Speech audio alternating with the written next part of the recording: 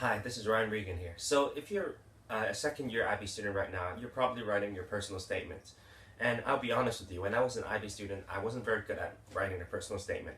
I wasted about 3 to 4 months writing a personal statement. In the end, that wasn't really that good. And because I made a lot of major and minor changes, but I think the main reason why I struggled back then was because I did not have a clear direction. Nobody really taught me what was required in order to write an outstanding personal statement. Well, I think a lot of IB students have the same question because I see a lot of IB students every day, and they always tell me, complain about their personal statement.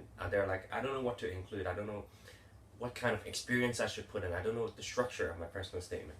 Well, right now I consider myself a marketer. I've worked in marketing for quite some years now, and a lot of the great marketing we do at HK Excel is actually done by me. And I think there are a lot of parallels between marketing and business and writing great personal statements. It's both. If you understand human psychology, you can do both of them quite well. So in this video, what I want to really do is to give you a very concrete map about what is required to write a great personal statement that really makes you stand out from the competition. So it can really help you to get to reach school. That is where the academic requirements is beyond what you're achieving. Yeah, because you have a great personal statement. And I also give you a very concrete outline about how to write a personal statement. I'm sure you have experiences in your life watching presentations or maybe seeing some advertisements where you weren't that convinced, and for some presentations you really buy into what the speaker was saying, right? So really what makes this different between a great presentation and like an ordinary presentation?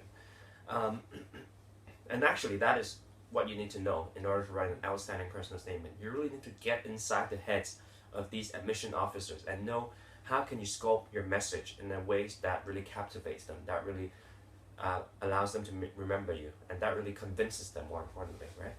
So now I'll tell you 4 key principles about what really makes what really works in terms of writing to convince someone. So the first very important ingredient is concreteness. Okay, everything that is convincing, the more concrete something is, the more convincing it is going to be. So let me give you one example.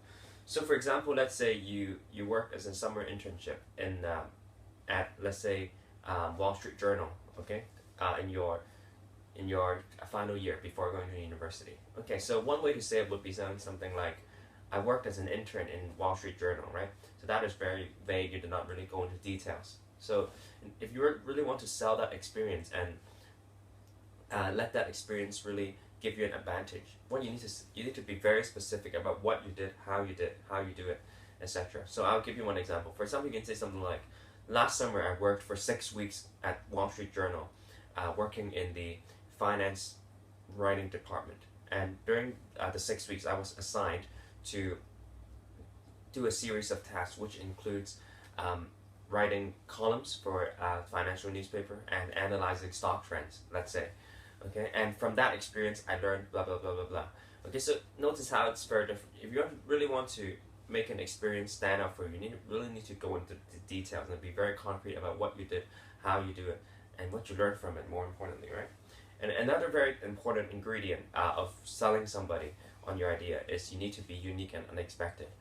Okay, so in terms of a personal statement, how can you make yourself unique and unique? I think the most important thing you could do is to include a lot of personal experiences, because nobody will have the exact same personal experiences as you. But if you fill up your personal statement with a lot of pure plain adjectives and you just touch on the experiences very shallowly, then it's impossible for your personal statement to stand out. You really need to go deep into your experiences and sell experiences that are only unique to you. Okay, that shows something about you.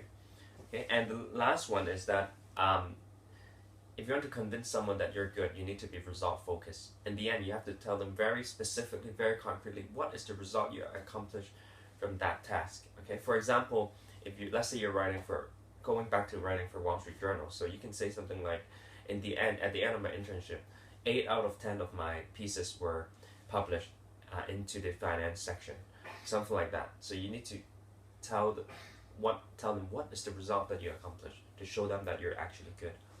Okay, so just now I've talked to you about how you should sculpt your message, how you should the way in which you should write. But now let's go a bit deeper into actual contents of a great personal statement. Okay, so for anything you do in life, I always teach people, it's very important that you begin with an end in mind and you know what your outcome is. Okay, a lot of people when they do things, they don't know what they're really after, and therefore they do a series of things that don't really lead to anything, right? So you should ask yourself, what is my outcome of writing the personal statement? Okay, so what are you trying to convince the admission officer of? Okay, it's very important. If you can answer this question, you can write a great personal statement. It is a huge step forward. Okay, so why don't you take a few seconds and really think about that? Okay, well, I have done this brainstorming activity, and I think there are three things that that the admission officers are really looking for from you.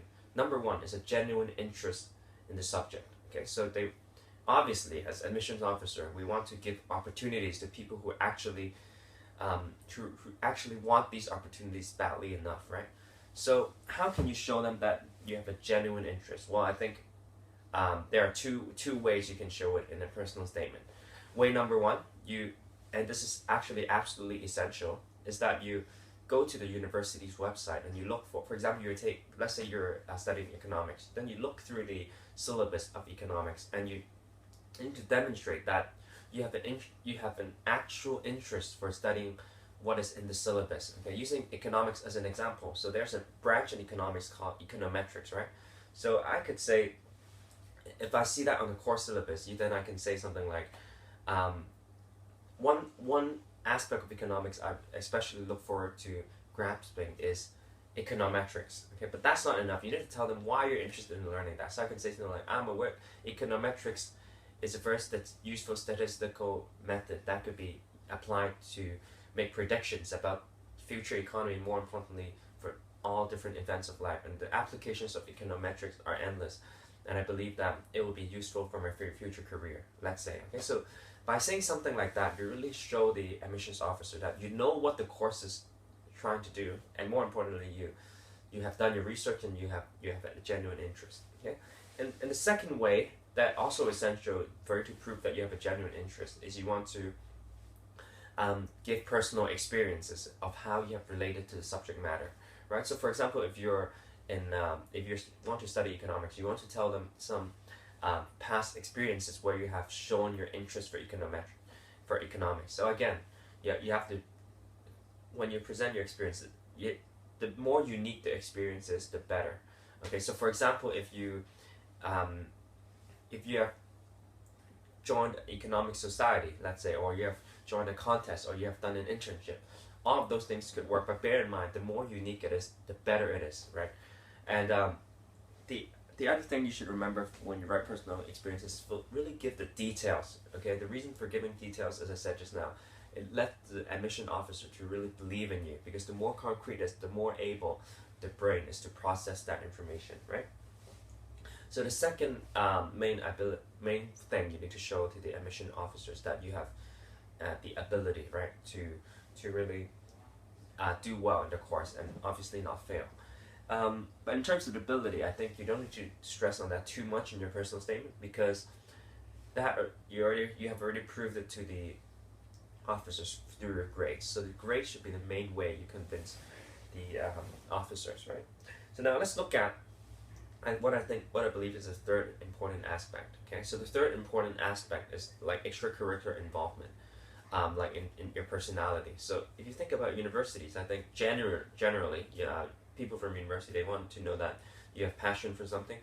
They want to know that you contribute to the university environment. You can maybe participate in a lot of things and make things happen. That's the kind of person they would want. So I think it's also very important that you have sort of a paragraph talking about extracurriculars and how you have contributed, right? So one example would be, let's say I was the president of the Economic Society at my university, at my high school. So I could dedicate one whole paragraph to that, and more importantly, I'll describe that experience very concretely. So I would tell them that I'm the president. Secondly, I'll tell them what my responsibilities were very concretely. Then I'll tell them how I achieved those responsibilities. For example, maybe organizing some fundraising activities. Then I'll describe how I rose funds, right? And lastly, what were the results? How much funds did I raise, right? It's a very concrete way of describing an experience to extracurricular. That should be very, very convincing.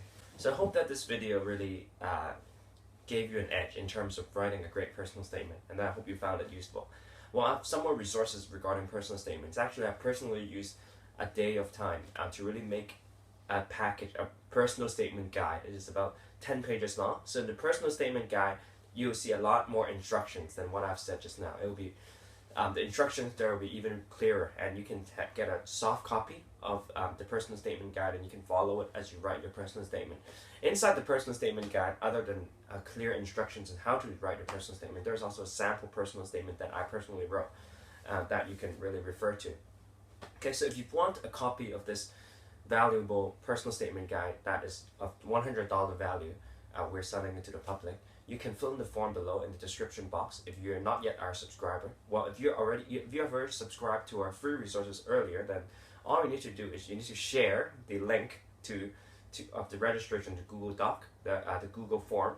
Share that Google form, and then we will send it to you. Okay, so thank you for watching, and I wish you every success in your university career and in your future.